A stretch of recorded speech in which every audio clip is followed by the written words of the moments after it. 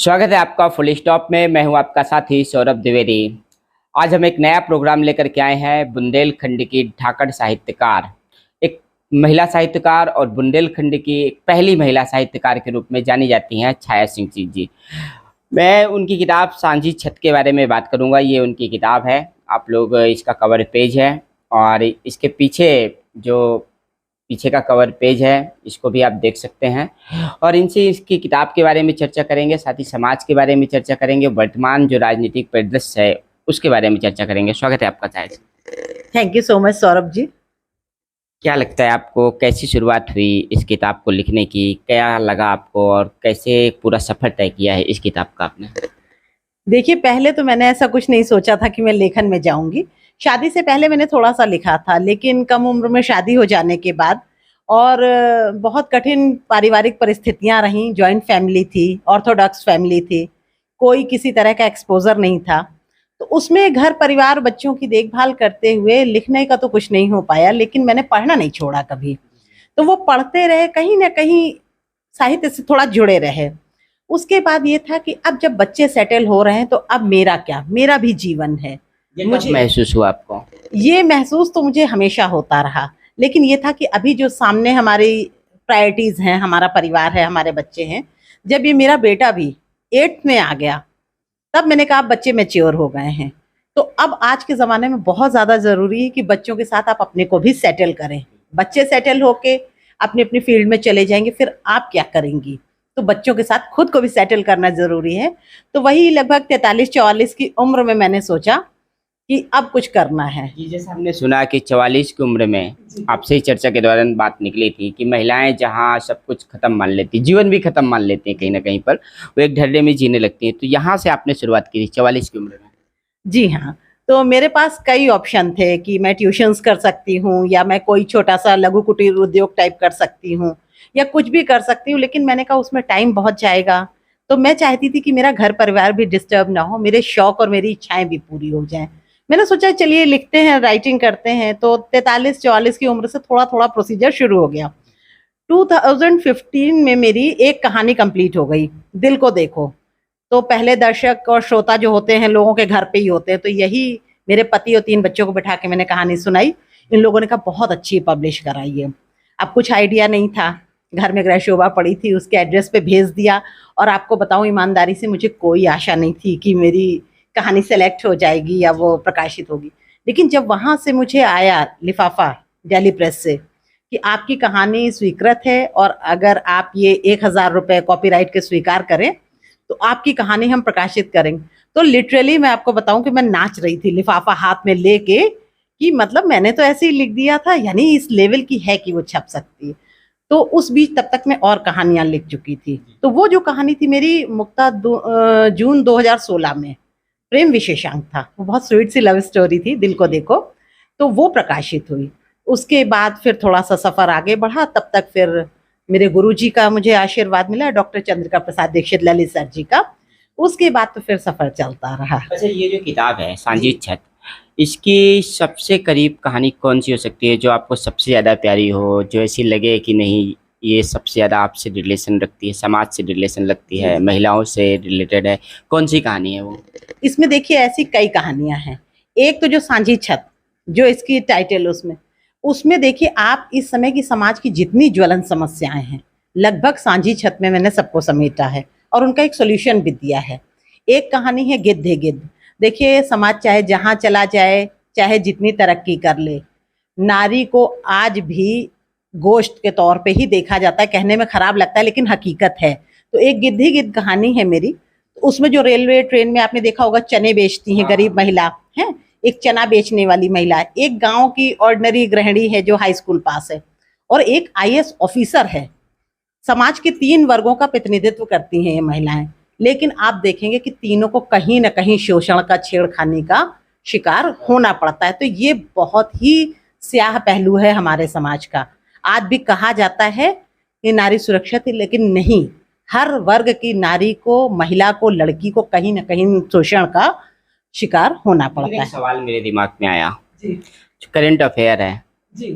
पूजा सिंघल के बारे में आप क्या कहेंगी? करोड़ों रुपए की मालकिन हो गई, महिला हैं, नहीं देखिए, उसके लिए तो यही है ना कि महत्वाकांक्षाएं, महत्वाकांक्षी होना अच्छा है, लेकिन गलत तरीके से पैसा कमाना है।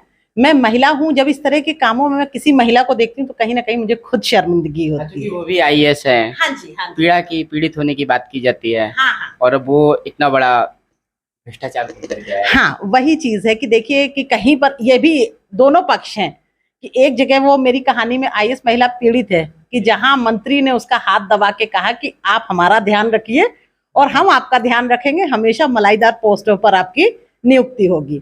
और एक ये पूजा सिंघल जी हैं, इन्होंने तो सारी मलाई ऐसे खा के रख ली कि अब जेल की हवा खा रही हैं। तो ये जरूरत से ज्यादा महत्वाकांक्षा और अब कहीं ना कहीं एक होड़ लगी है कि हमें आदमियों से निकलना, जो कि गलत हो गया जैसे कि है। आपने मंत्री जी का वर्णन किया, तो राजनीति और साहित्य का हाँ। बड़ा करीबी रिश्ता रहा है। बिल्कुल। राजतंत्र की भी बात करेंगे तो वहाँ पे भी साहित्यकार और विद्वान राजाओं के बीच हाँ। काफी सम्मान पाते रहे, उनके हाँ। मार्गदर्शन में कहीं ना कहीं राजा महाराजा काम भी करते रहे हैं। लोकतंत्र में भी आज़ादी के बाद से काफ़ी ज़्यादा साहित्यकारों का सम्मान, और मुझे लगता है कि वो अखबार पढ़ के, वो किताबें और वो इतिहास पढ़ करके ही समाज मार्गदर्शन प्राप्त करता रहा, उस आधार पर राजनीति चलती रही है।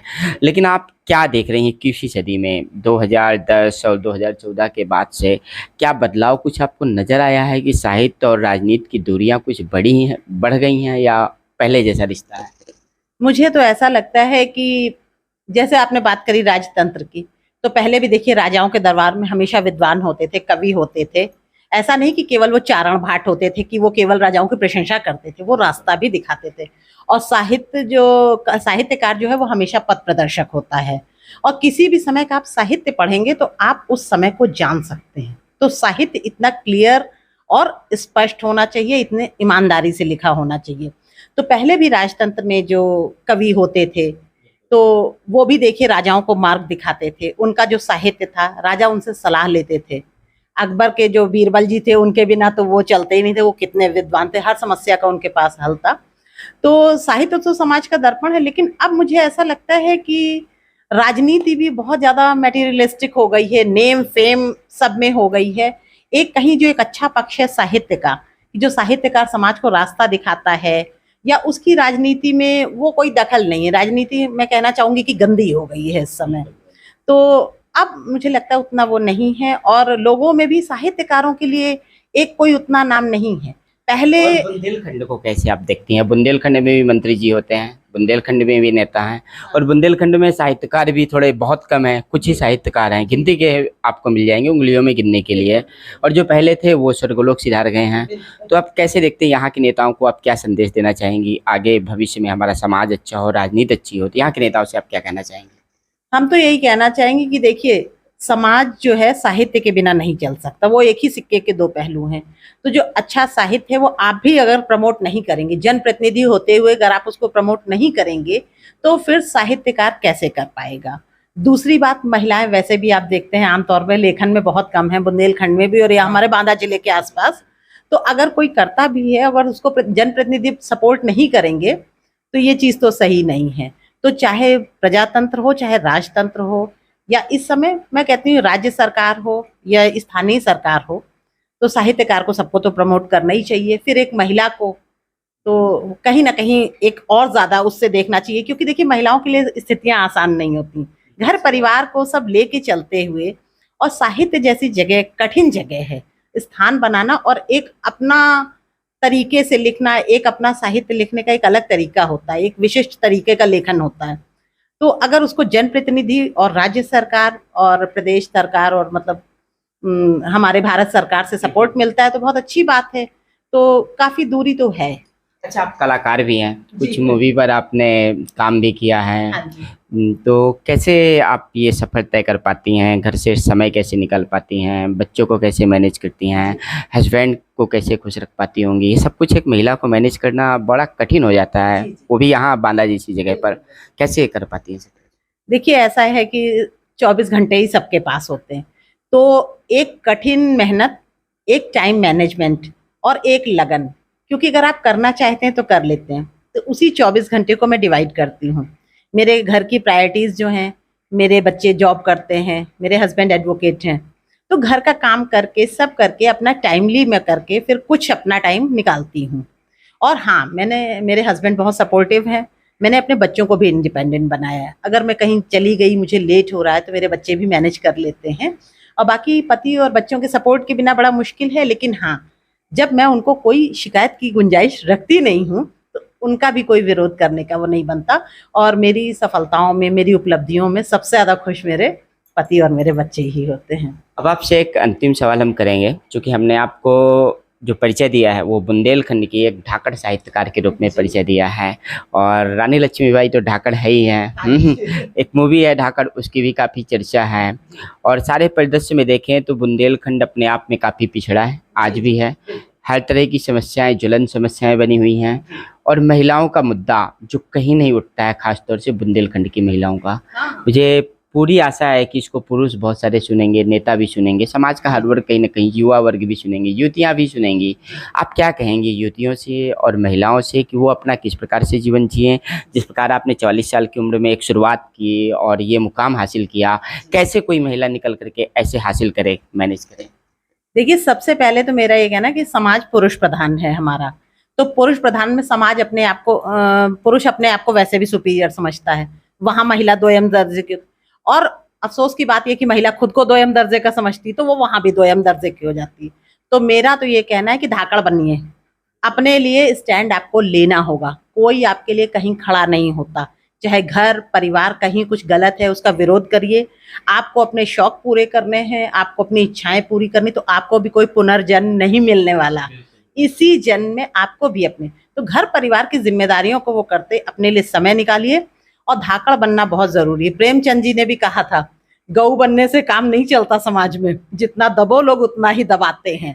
तो धाकड़ बनना चाहिए। अपने लिए आप खुद स्टैंड लीजिए, अपने से प्यार कीजिए। ये मैं महिलाओं से कह रही हूँ, लड़कियों से, अपने को प्यार कीजिए, अपनी कद्र कीजिए। जब आप अपने को प्यार करेंगी, अपनी कद्र करेंगी, अपनी इच्छाओं को पूरा करेंगी, तब आप खुद खुश रहेंगी। और जब खुद खुश रहेंगी, तभी आप घर परिवार समाज को खुश रख पाएंगी। तो अपने लिए स्टैंड खुद लीजिए।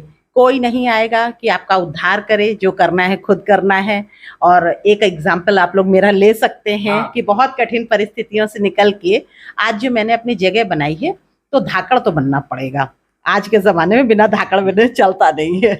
तो ये थी हमारे साथ छाया सिंह जी। उन्होंने कहा कि धाकड़ तो बनना पड़ेगा, और बुंदेलखंड के धाकड़ साहित्यकार में हम और महिलाओं से भी मिलाएंगे, पुरुष साहित्यकार जो अच्छे साहित्यकार होंगे उनसे भी आपको मिलाएंगे। लेकिन बुंदेलखंड की जो वास्तविक स्थिति है इन्हीं चर्चाओं के माध्यम से खुलेगी। और किताब पढ़ने की एक बात जो है कि सांझी छत जो इनकी किताब है, अगर आप कहानियाँ पढ़ेंगे तो अपनी ज़िंदगी की कहानियों से भी रूबरू होंगे, और जब अपनी ज़िंदगी की कहानियों से रूबरू हो जाएंगे तो आपको पता चलेगा कि जीवन का अस्तित्व क्या होता है। धाकड़ बनने के साथ हम बताएंगे आपको कि गीता में भी लिखा है कि आखिरकार जीवन का अस्तित्व क्या होता है। महिलाओं को अपने जीवन का अस्तित्व समझना चाहिए। जिस प्रकार से इन्होंने अपने जीवन को संवारा और 44 साल की उम्र में एक बढ़िया शुरुआत करके और जीवन, एक जो सुखमय जीवन प्राप्त किया है, एक मुकाम हासिल किया, ऐसे ही महिलाओं का जीवन हो, ऐसे ही मुकाम हासिल करें। बने रहिए हमारे साथ फुल स्टॉप में।